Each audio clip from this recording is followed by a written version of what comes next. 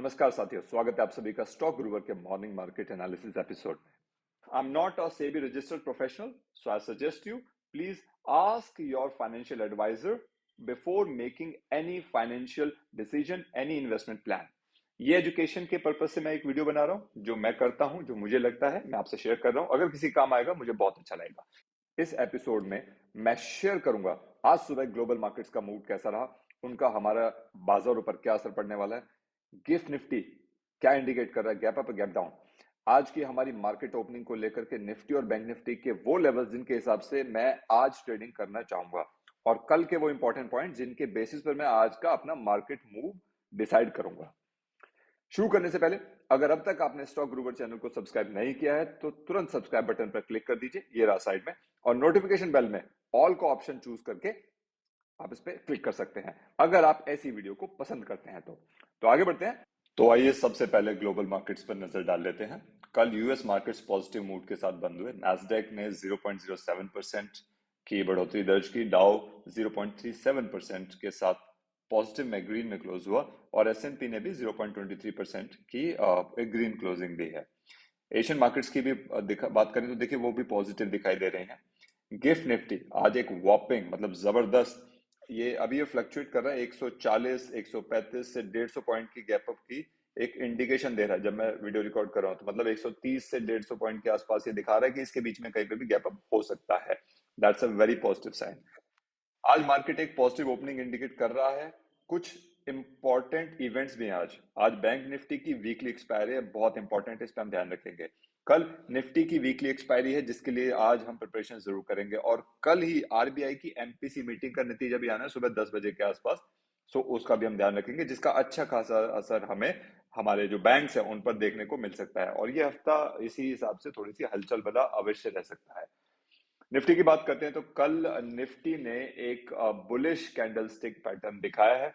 Weekly chart में देखिए ये एक पॉजिटिव ट्रेंड बनता दिखा रहा है। देखिए ये एक अच्छा खासा कैंडल था, उसके बाद ये देखिए it shows a positive trend to me, I am assuming.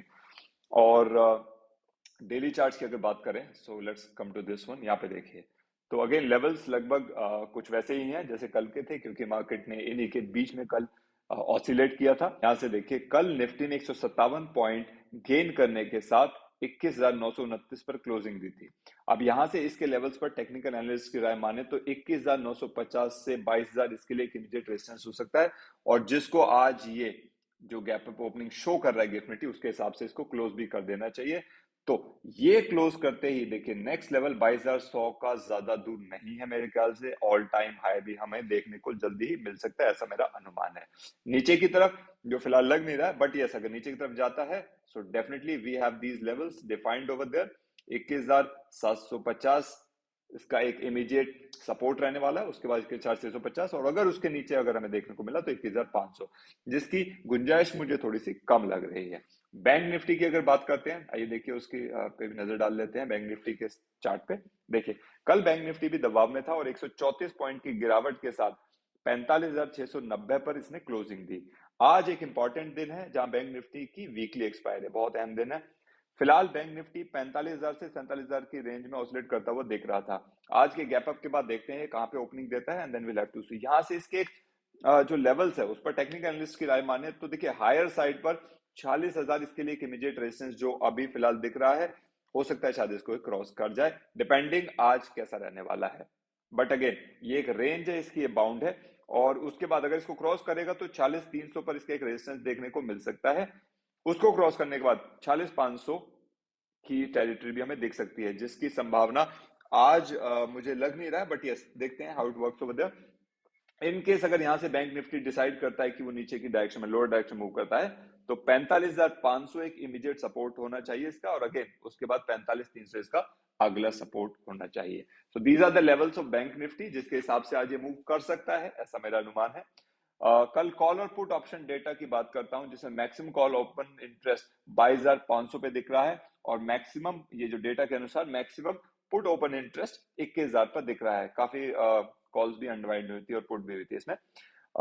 आगे बात करते हैं। देखिए एफ आई एस की जो सेलिंग थी, सॉरी, वो थोड़ी सी रुकने को दिख रही है, और तकरीबन 92 करोड़ की नेट बाइंग और डीआईएस ने भी 1096 करोड़ की नेट बाइंग, तो ओवरऑल कल एक बाइंग का दिन रहा हमारे लिए।